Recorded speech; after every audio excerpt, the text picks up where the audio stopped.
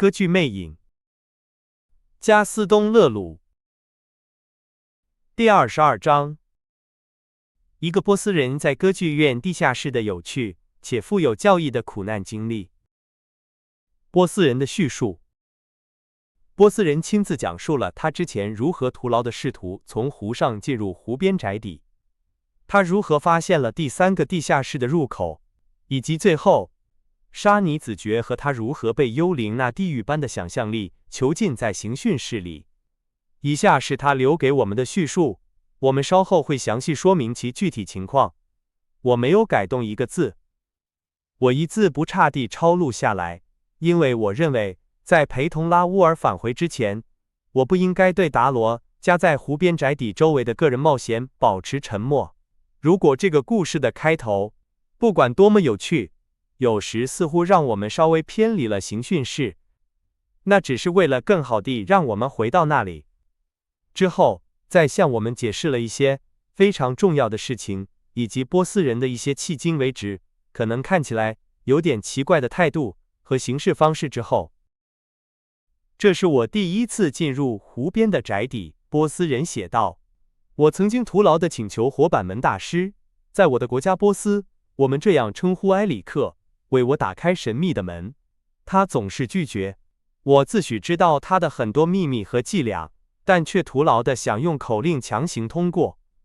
自从我在歌剧院再次找到埃里克以来，他似乎选择了歌剧院作为住所。我经常在地下室的走廊里，在上面的走廊里，以及在湖边监视他。当他认为自己一个人的时候，他会登上他的船，直接停靠在对面的墙上。但是围绕着他的好奇心太浓厚了，以至于我无法看到他在墙上的哪个确切位置启动了门的机关。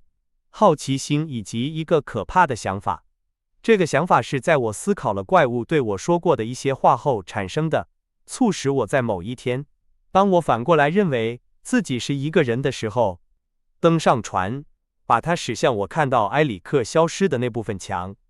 正是在那时，我不得不与守护着通往那些地方的通道的人鱼搏斗，他的魅力差点要了我的命。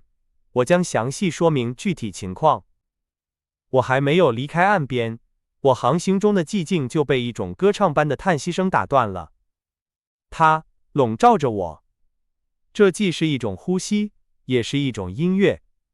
它轻轻地从湖水中升起，笼罩着我，我无法猜测是通过什么技巧实现的。它陪伴着我，与我一起移动，而且是如此温柔，以至于我不害怕。相反，我渴望靠近那种柔和而迷人的和谐的源头。我俯身在船上，朝向水面，因为我毫不怀疑音乐来自那里。我已经身处湖中心，船上只有我一个人。声音，因为现在它显然是一个声音，就在我旁边，在水面上方。我轻声，我越来越轻声，湖面非常平静，穿过斯克里布街天窗的月光照亮了它。在那像墨水一样光滑而黑色的表面上，没有反射出任何东西。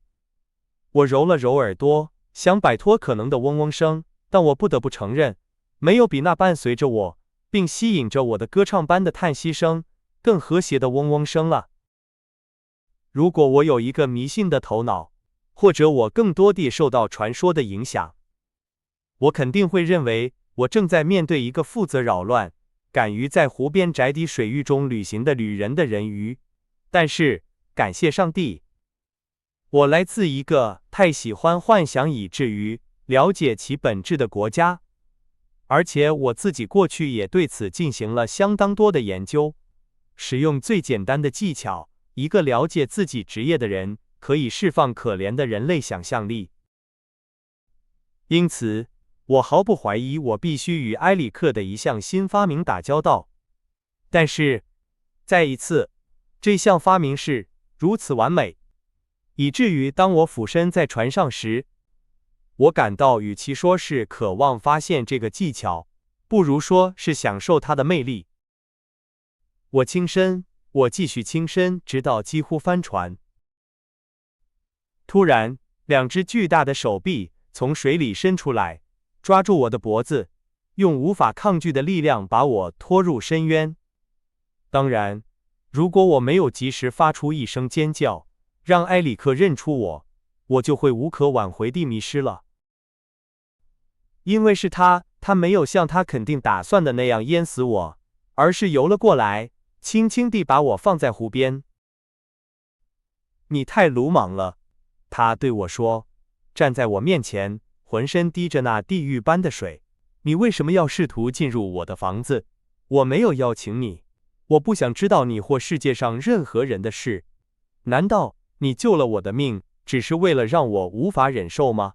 无论你的帮助多么大，埃里克最终都会忘记他，而且你知道世界上没有什么可以阻止埃里克，甚至埃里克自己也无法阻止。他在说话，但我现在唯一的愿望就是了解他所说的人鱼的轨迹。他立刻答应满足我的好奇心，因为埃里克，他是一个真正的怪物。我就是这样认为的，因为我曾经有机会在波斯看到他行动，在某些方面仍然是一个真正的自负和虚荣的孩子。没有什么比在让人们感到惊讶之后，展示他精神的真正奇迹般的聪明才智更让他高兴的了。他笑了，给我看了一根长长的芦苇。这是世界上最简单的事情，他对我说，它非常适合在水下呼吸和唱歌。这是我从东京的海盗那里学到的一个技巧，他们可以用这种方式在河底隐藏几个小时。我严厉地对他说，这是一个差点要了我的命的伎俩。我对他说，而且可能对其他人来说是致命的。他没有回答我，而是以我非常了解的那种孩子气的威胁姿态站了起来。我不允许他吓倒我，我清楚地对他说，你知道你答应过我的，埃里克，不要再犯罪了。我犯了更多的罪吗？他问道，语气温和。不幸的人，我喊道，难道你忘了马赞德兰的玫瑰时光了吗？是的，我宁愿忘记他们。他突然悲伤地回答道，但是你要承认，我让小苏丹笑了。所有这些都已经过去了，我宣布，但是现在是现在，如果我愿意，他就不会为你存在。记住这一点，埃里克，我救了你的命。我利用谈话的转变来谈论一件长期以来经常出现在我脑海中的事情。埃里克，埃里克，向我发誓。什么？你很清楚，我不遵守我的誓言。誓言是用来迷惑傻瓜的。他说。告诉我，你可以告诉我，不是吗？什么？什么？蜘蛛？蜘蛛？埃里克？蜘蛛怎么了？你很清楚我的意思。啊，蜘蛛，我当然可以告诉你，蜘蛛不是我做的，那只蜘蛛太破旧了。他讥讽地笑了。当他笑的时候，埃里克更加可怕。他跳上船，笑得如此阴险，我忍不住颤抖起来。非常破旧，亲爱的达罗加，蜘蛛非常破旧，它自己掉下来了。他发出了砰的一声。现在，给你一个建议，达罗加，去擦干身体，否则你会感冒的。而且永远不要再登上我的船。最重要的是，不要试图进入我的房子。我并不总是在那里，达罗加。我会后悔不得不为你献上我的安魂弥撒的。他笑着，仍然站在船的后部，像猴子一样摇晃着。他看起来就像一块致命的岩石。更糟糕的是，还有他那金色的眼睛。然后我只看到了他的眼睛。最后，他消失在湖的夜色中。从那天起，我放弃了从湖上进入他的宅邸。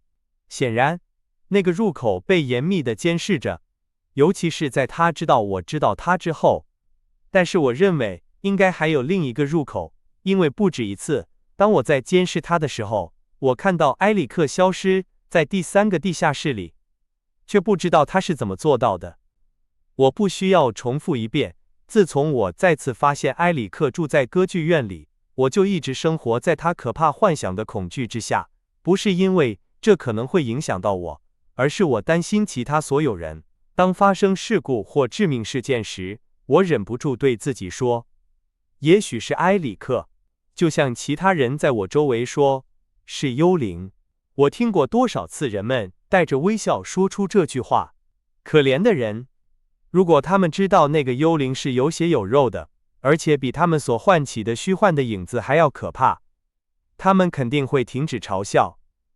如果他们仅仅知道埃里克能做什么，尤其是在像歌剧院这样的地方，如果他们彻底了解我可怕的预感。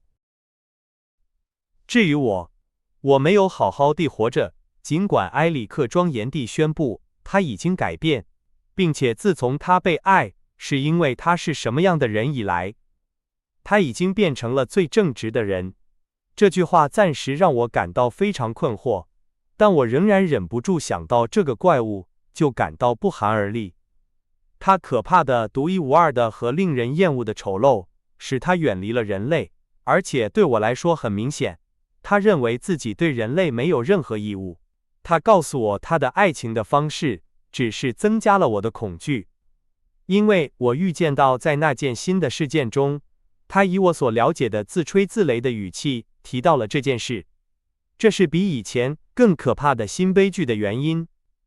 我知道埃里克的痛苦可以达到多么崇高和灾难性的程度，而且他对我说过的话，模糊地预示着最可怕的灾难，不断地出现在我可怕的想法中。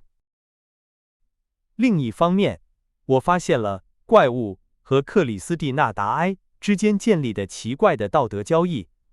我躲在年轻女主角更衣室旁边的储藏室里，参加了令人钦佩的音乐会。这些音乐会显然使克里斯蒂娜沉浸在美妙的狂喜中，但是无论如何，我永远无法想象埃里克的声音像雷鸣一样响亮，或像天使一样温柔，可以让人忘记他的丑陋。当我发现克里斯蒂娜还没有见过他时，我才明白了一切。我有机会进入更衣室，回忆起他过去教给我的课程。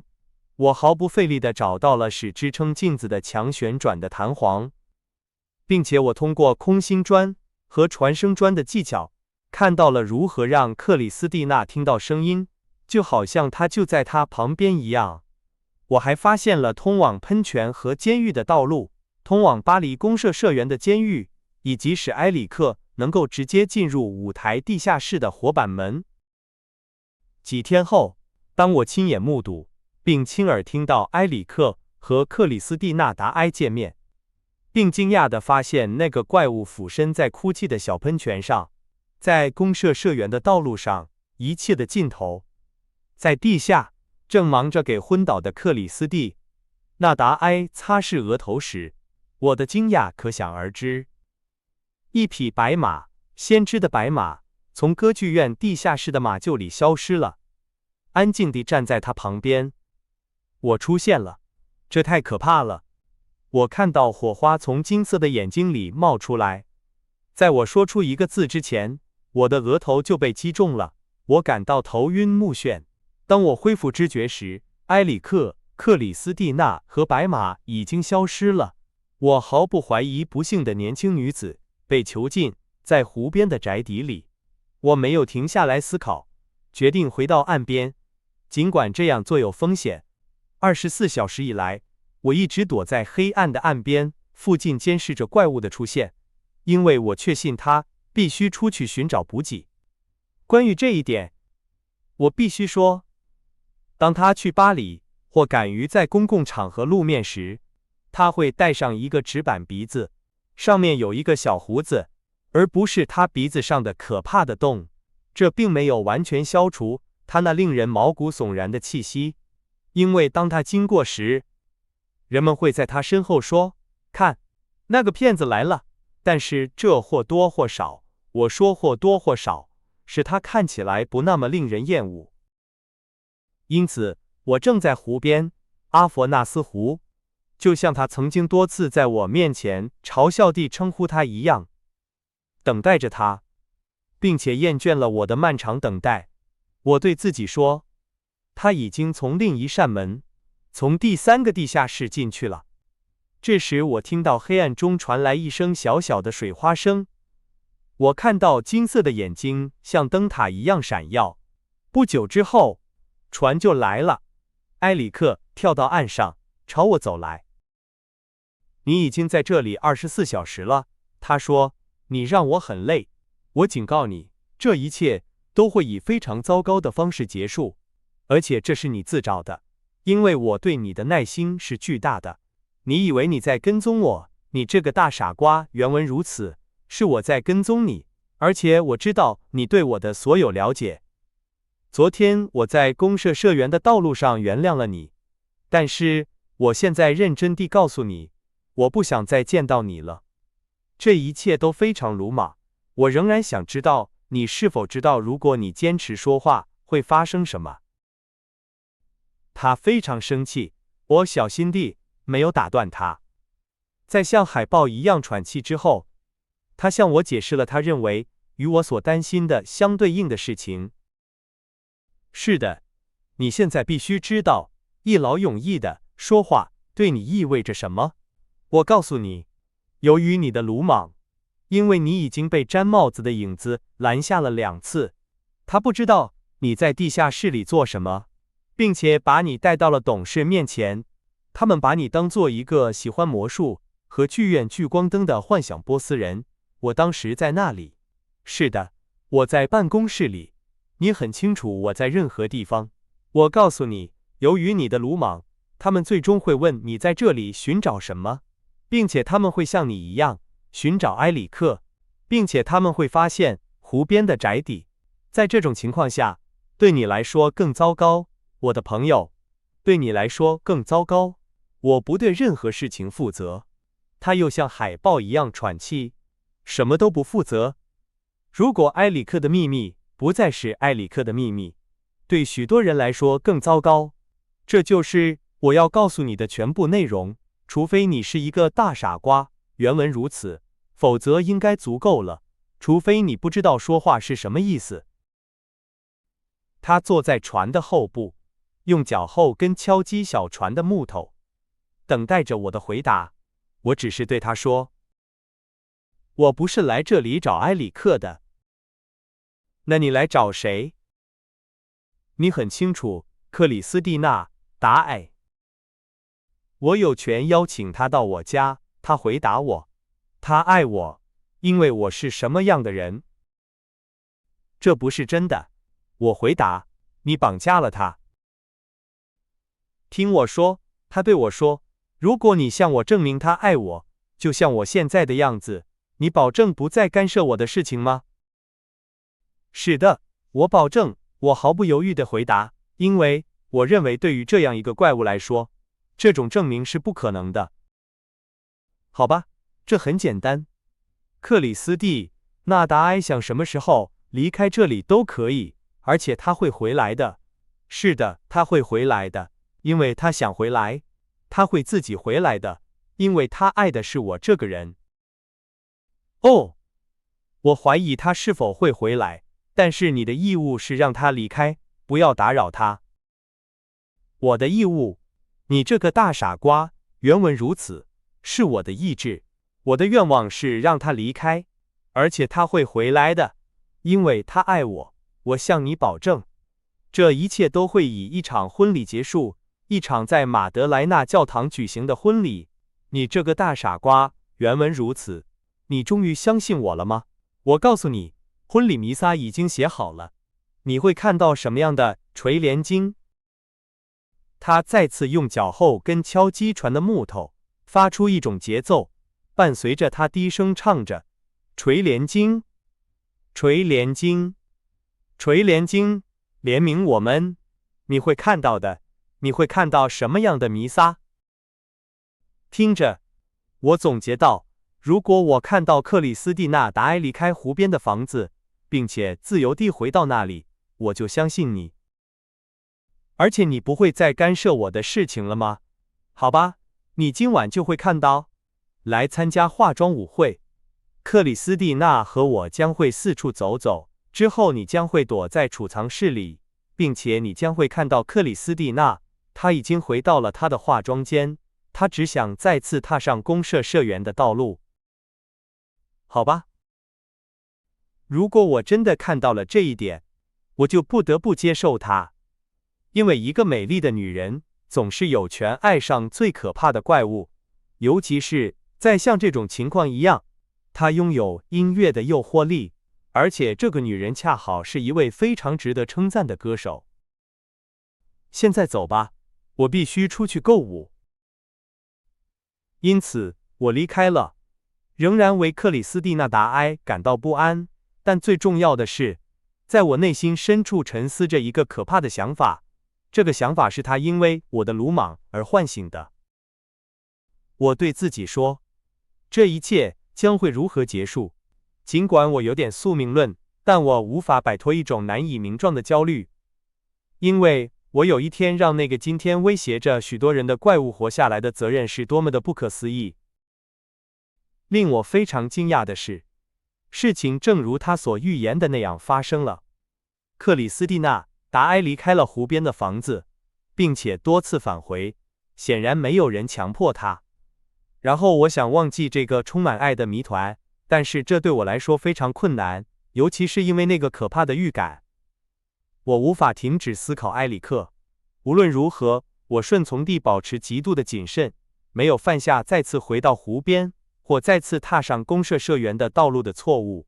但是，由于我对第三个地下室的秘密门的痴迷，我多次去了那个我知道一天中大部分时间都是空无一人的地方。我在那里度过了漫长的时间，绞着手指，躲在拉赫尔国王的布景后面。他们不知道为什么把他留在了那里，因为这部作品并不经常上演。这样的耐心将会得到回报。有一天，我看到怪物跪着向我走来，我确信他没有看到我。他穿过那里的布景和一个搬运工，径直走到墙边，并且在一个我从远处认出的地方按下一个弹簧。这个弹簧使石头倾斜，从而清除了通道。他从这个通道消失了，石头在他身后再次关闭。现在我知道了怪物的秘密，这个秘密可以在适当的时候把我带到湖边的房子。为了确保这一点，我等待了至少半个小时，然后我也转动了弹簧。一切都像埃里克一样工作，但是我知道这个洞在房子里，所以不敢进去。另一方面，我可能会被埃里克在这里抓住的想法，突然让我想起了约瑟夫·布盖的死亡，而且因为我不想损害这样的发现，这可能对很多人类有用，所以我离开了剧院的地下室，小心地把石头放回原位，遵循着自波斯人以来没有改变的系统。正如你们所理解的，我仍然对埃里克和克里斯蒂娜·达埃的阴谋非常感兴趣，不是因为我屈服于不健康的好奇心，而是因为，正如我已经说过的，那个可怕的预感没有离开我。如果埃里克发现他不是因为他的价值而爱他，我想我们可以期待最糟糕的事情。而且我不断地在歌剧院里漫游，但很谨慎，我很快就知道了怪物悲惨爱情的真相。他通过恐惧控制了克里斯蒂汀的精神，但是这个甜蜜的女孩的心完全属于沙尼子爵拉乌尔。当他们像两个无辜的订婚者一样，在歌剧院的上层玩耍，逃离怪物时，他们没有怀疑有人在监视着他们。我决心做任何事情，如果需要，杀死怪物，然后在法庭上解释。但是埃里克没有露面，这并没有让我感到安心。我必须澄清我的计划是什么。我认为被极度驱逐出住所的怪物会因此让我安全地通过第三个地下室的通道进入湖边的房子。为了所有人的利益，我最感兴趣的是知道那里可能有什么。有一天，我厌倦了等待机会，我转动了石头，立刻听到美妙的音乐。怪物正在他房子的所有门都打开的情况下，创作他的凯旋的弹簧。我知道这是他一生的作品。我小心的没有动，并且谨慎地待在我的黑暗的洞里。他停了一会儿，开始像疯子一样在他的住所里走来走去。他突然大声说，声音洪亮：“我必须在他之前完成这件事，而且要完美的完成。”这句话并不是最能让我安心的话，而且由于音乐又开始了，我小心地关上了石头。但是，尽管石头关上了，我仍然听到从地底深处传来微弱而遥远的歌声，就像我听到人鱼的歌声从水底升起一样。我记得一些舞台工作人员的话，他们在约瑟夫·布盖死的时候被嘲笑了。在被绞死的人的尸体周围有一种声音，听起来像是死者的歌声。在克里斯蒂娜·达埃被绑架的那天，我直到晚上很晚才到达剧院。想到听到坏消息就感到颤抖。我度过了可怕的一天，因为在早上的一份报纸上读到克里斯蒂娜和沙尼子爵结婚的消息后，我一直在问自己，尽管如此，我是否最好还是举报这个怪物？但是我恢复了理智，并且说服自己，这种态度只会加速可能的灾难。当我的马车把我送到歌剧院前时，我看着这座纪念碑，好像真的惊讶地发现它仍然屹立在那里。但是，作为一个优秀的东方人，我有点宿命论。我走了进去，期待着一切。克里斯蒂娜·达埃在监狱场景中被绑架，这让所有人感到惊讶。但我已经得到了警告。我确信埃里克已经把他偷走了，就像他真正的大魔术师一样。而且我相信这次克里斯蒂娜的末日已经到来，也许是全世界的末日。以至于有一段时间，我问自己是否不应该建议所有仍然在剧院里的人都安全地离开。但是我再次克制住了自己，因为我确信他们会把我当成疯子。最后，我没有忘记，如果我例如喊道：“着火了！”为了让那些人出去，我可能会引发一场灾难逃亡中的窒息、踩踏、野蛮的战斗，甚至比灾难本身更糟糕。无论如何，我决定亲自干预，不要浪费时间。此外，我认为时机已经成熟。埃里克很有可能只关心他的囚犯。我们必须抓住机会，从第三个地下室进入他的住所。而且我想把可怜的绝望的子爵也加入到这项事业中。他立刻以一种深深打动我的信任，接受了我的信任，接受了我的提议。我已经派我的仆人去拿我的手枪。达里乌斯带着箱子，在克里斯蒂娜·达埃的化妆间里找到了我们。我给了子爵一把手枪，并且建议他像我一样，随时准备开枪，因为尽管如此，埃里克可能会在墙后等着我们。我们必须穿过公社社员的道路和火板门。年轻的子爵在看到手枪时问我，我们是否要决斗？我对他说，这是什么样的决斗？但是，当然我没有时间向他解释任何事情。年轻的子爵很勇敢，但是他对他的对手几乎一无所知。好多了。与最可怕的剑客决斗，与最天才的魔术师战斗相比，又算得了什么呢？我自己也很难想象我要与一个只有在他想的时候才能看到的人战斗，而且当周围一片漆黑的时候，他还能看到周围的一切。与一个罕见的科学、狡猾、想象力和技巧，使他能够利用所有自然力量相结合，在我们眼中或耳中创造出使我们迷失的幻觉的人。而且这一切都在歌剧院的地下室里，也就是说，在幻影的国度里。我们能想象这一切而不感到不寒而栗吗？我们能想象，如果一个歌剧院的居民把一个凶猛而讽刺的罗伯特·胡丁锁在里面，在他的5个地下室和25个楼层里，或发生什么吗？他一会儿笑，一会儿恨，一会儿掏空口袋，一会儿杀人。想想这件事，与机关大师战斗，我的上帝！他在我们的国家，在所有的宫殿里建造了这么多的机关，旋转的机关是世界上最好的，在机关的王国里与机关大师战斗。如果我的希望在于他还没有把克里斯蒂纳达埃留在湖边的房子里，他一定又一次把他带到那里昏倒了。那么我的恐惧在于他已经在我们周围的某个地方准备着旁遮普套索。没有人比他更擅长投掷旁遮普套索。他是绞杀者的王子，就像他是魔术师的国王一样。当他在马赞达兰的玫瑰时光让小苏丹笑了之后，他自己要求他通过让他颤抖来娱乐自己。他没有找到比旁遮普套索游戏更好的东西。埃里克曾在印度生活过一段时间，他带着令人难以置信的绞杀技巧回来了。他把自己锁在一个院子里，一个战士，通常是一个被判处死刑的人，被带到那里。他手持一根长矛和一把宽剑。埃里克只有他的套索，而且总是在战士认为他要一举击倒埃里克的那一刻，人们会听到套索的嗖嗖声。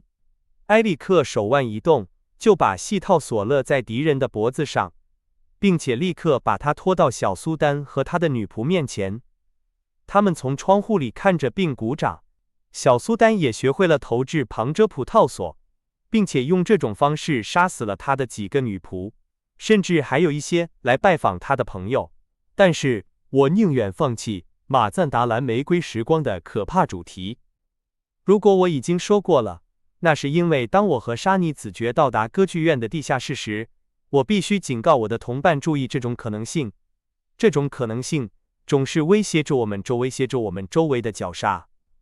事实上，一旦进入地下室，我的手枪就毫无用处了，因为我确信，从他一开始就没有反对我们进入公社社员的道路的那一刻起，埃里克就没有在那里徘徊。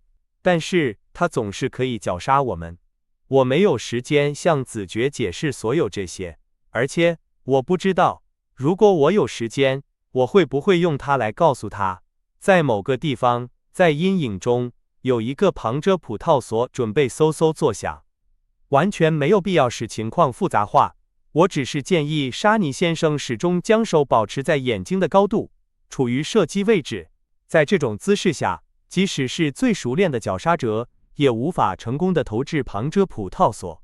在脖子的同时，他会抓住手臂或手，因此套索可以很容易地解开，从而变得无害。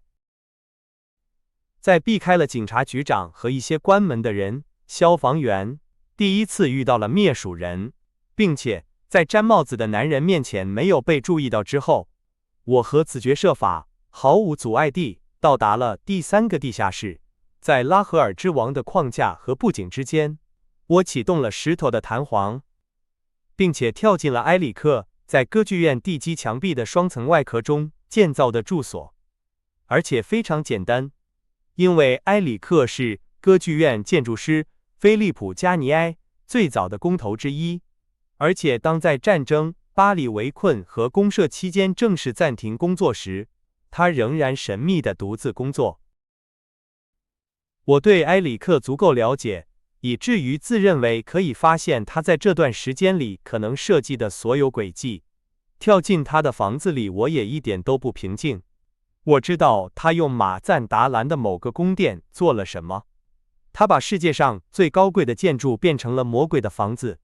在那里，如果不被间谍窃听或被回声传回，就不能说出一个字。怪物用他的机关带来了多少家庭悲剧，多少血腥的悲剧。更不用说，在他操纵的宫殿里，人们无法确切地知道自己身在何处。他有一些令人惊讶的发明。毫无疑问，所有发明中最奇特、最可怕和最危险的发明是酷刑室。除了小苏丹喜欢折磨一些平民的特殊情况外，只有被判处死刑的人才能进入。在我看来，这是马赞达兰玫瑰时光最可怕的发明。此外，当进入酷刑室的参观者再也无法忍受时，他总是可以利用旁遮普套索结束自己的生命。这个套索被放在铁树的脚下供他使用。